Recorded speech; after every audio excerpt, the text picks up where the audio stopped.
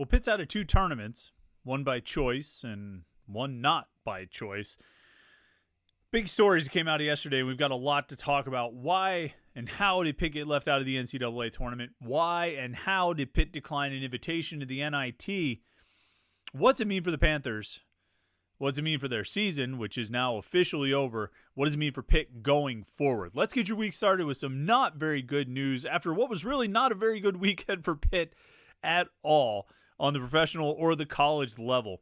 But let's keep our focus right here on college basketball and talk about Pitt, the NCAA tournament, the NIT decision, and what this all means for the end of the 2023-24 season. Right here, Monday edition, Morning Pitt, youtube.com/Panther-Lair.com. Yeah, full disclosure, we're recording this edition of the Morning Pitt a little while after doing a live stream last night after the news came out after the Selection Sunday show ended and Pitt didn't make the NCAA tournament. And shortly after that, Pitt announced that they were declining an NIT invitation. We decided to go live and had a live stream last night right here at youtube.com/Panther-Lair.com. Went about an hour for that one, 8 to 9.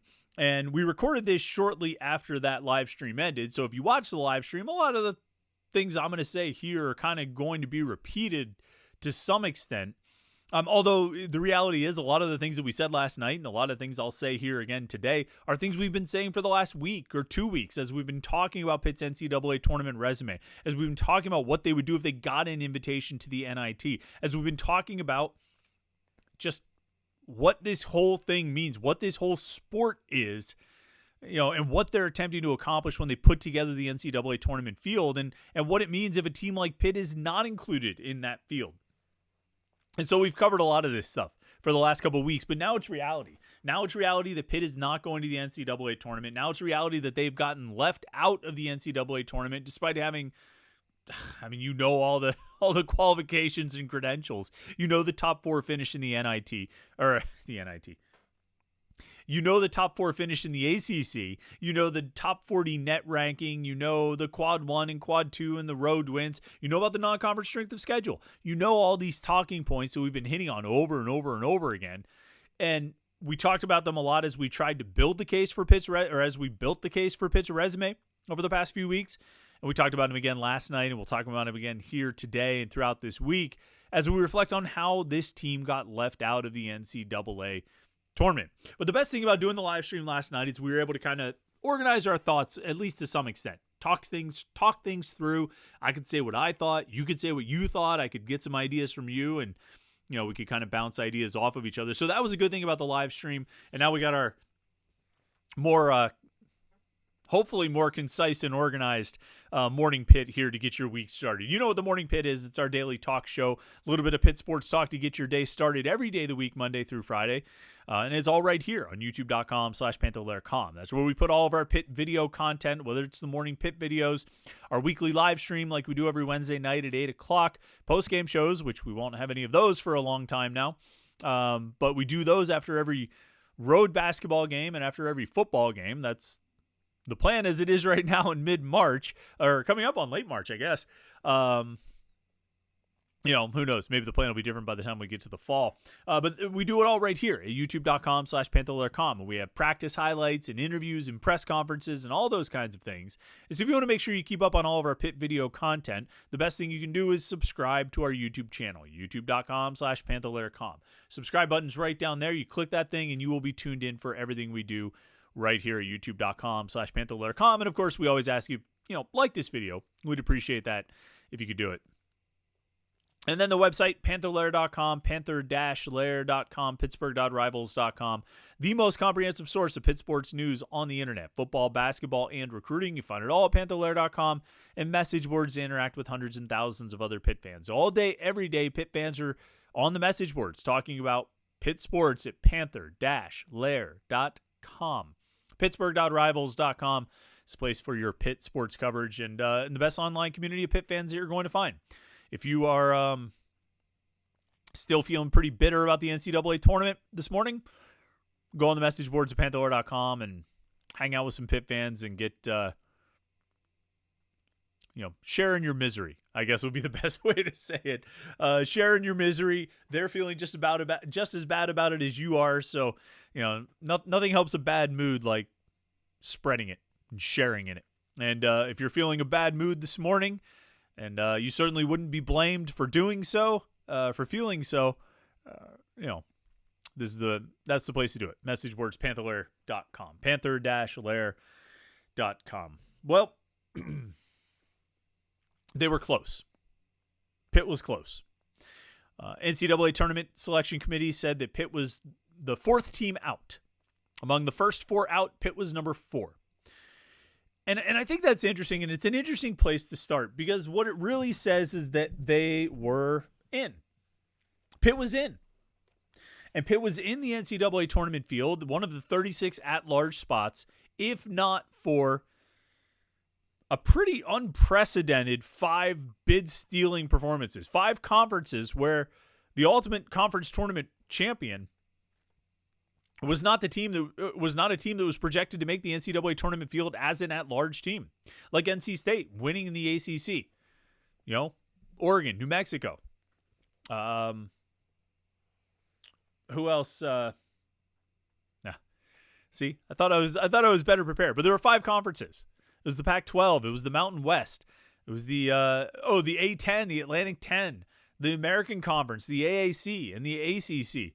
All were won by teams where, they were not projected to be at-large teams, thus taking 5 extra spots away that would have gone to other at-large teams. Pitt was the 4th team out. 5 spots go to bid-stealing teams. That puts Pitt in the field. If you get a little bit more chalk, if you have teams hold up a little bit better, if you have the favorites actually win, Pitt's in the tournament field. And so that's how close they were. And I think that's an interesting place to start because all week the bracketologists told us that Pitt wasn't in. Pitt wasn't going to get in. Pitt might not get in unless they win the ACC championship. Pitt might beat North Carolina and still miss the field. But at that point, those guys didn't know there were going to be 5 bids stolen in those conferences. That was a development over the course of Friday and Saturday and Sunday. And really Friday and Saturday mostly. The bracketologists didn't know at that point that all those bids were going to be stolen. And so I think those guys were kind of off. They ended up being right, but they took the wrong path to get there. They still ended up at the right place, but and the ones who updated their projections after the bids were stolen ended up being pretty right on. But I think Pitt was closer to being on the right side of the bubble than a lot of people gave them credit for. And I think the committee, when you look at how everything ended up and how it shook out, the committee had Pitt closer to the right side of the bubble and on the right side of the bubble. More so than the bracketologists thought the committee was. I guess what I'm saying is I think the tournament selection committee liked Pitt better than the bracketologists thought the tournament selection committee liked Pitt. Does that make any sense? And why wouldn't you? Right?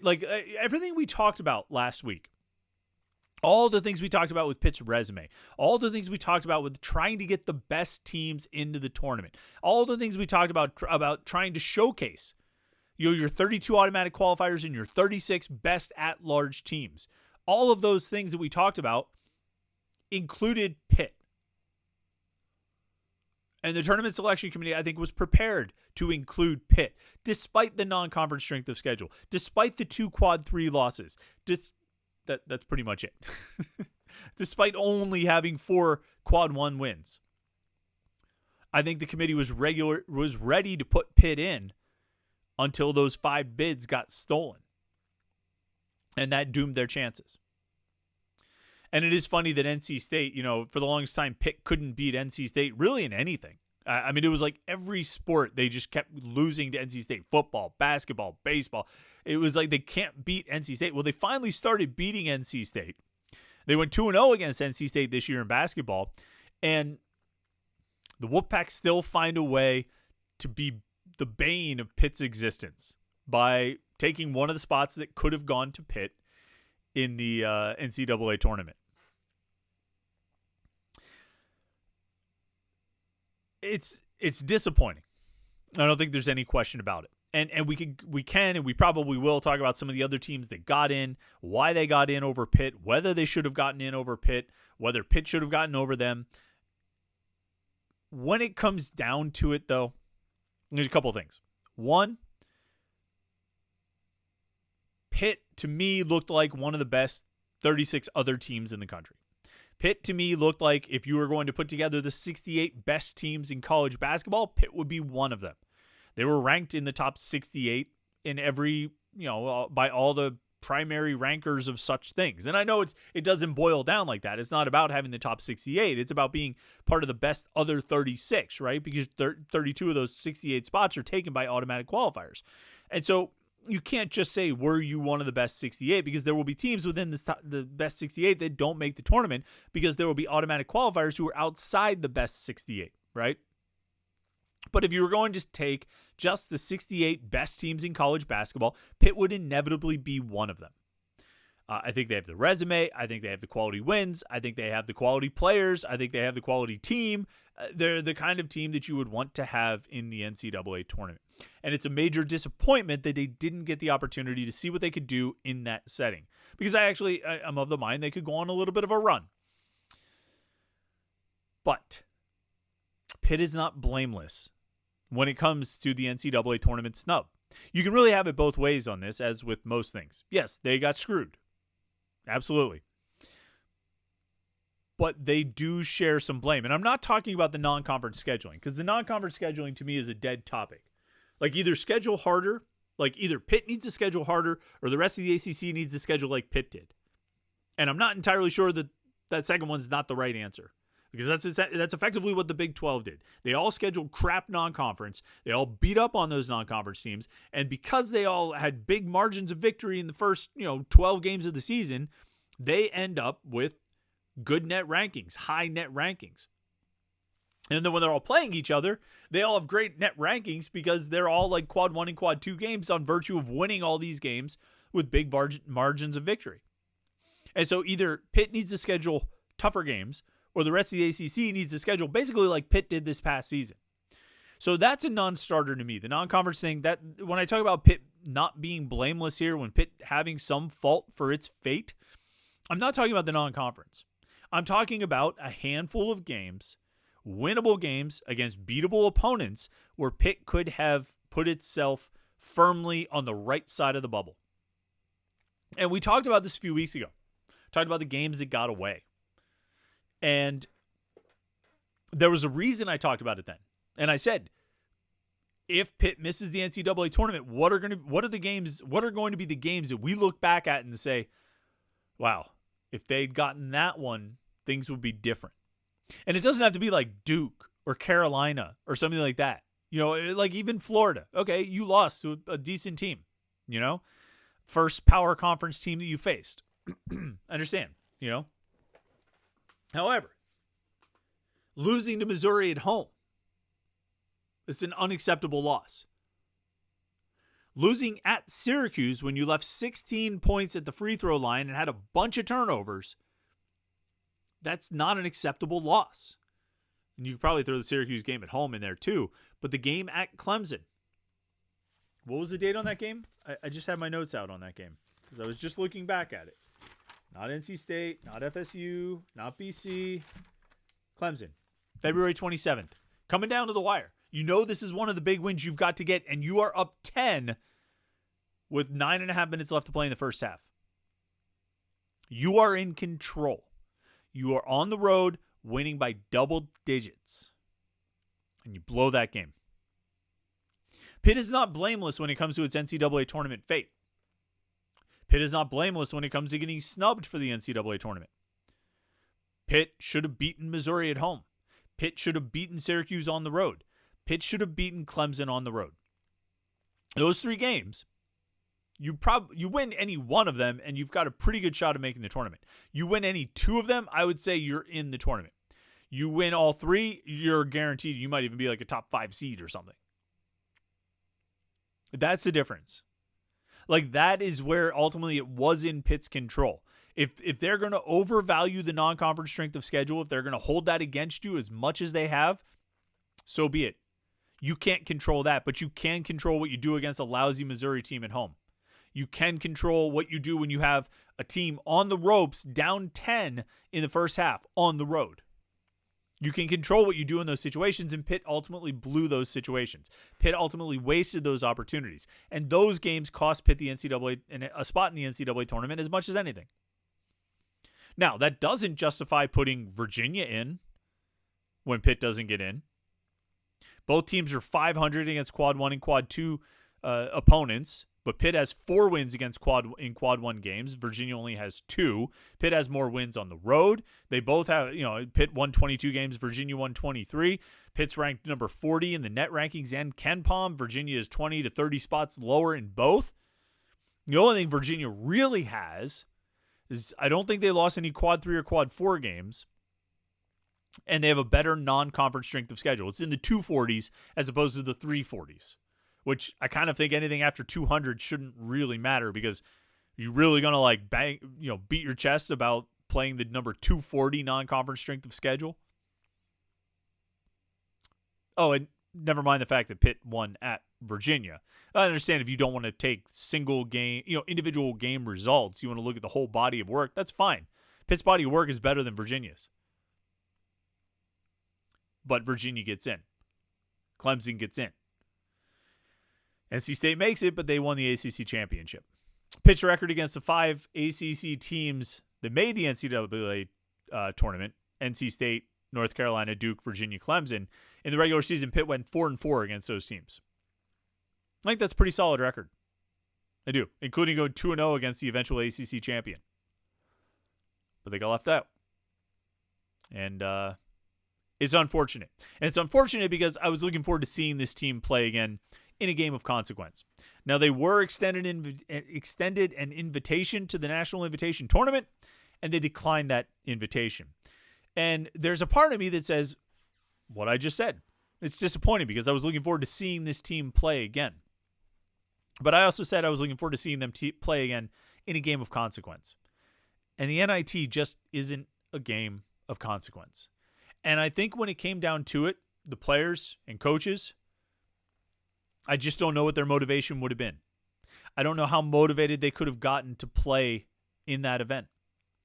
And you say, well, you got to be a competitor. You got to go out there looking to win no matter where you're playing or what you're doing. Yeah. But right now, I think there's a lot of disappointment and frustration about missing the NCAA tournament. And I'm not sure that the NIT would have brought the best performance out of this team. Or a lot of teams, to be honest. Remember the last time Pitt was in the NIT was 2015, I want to say.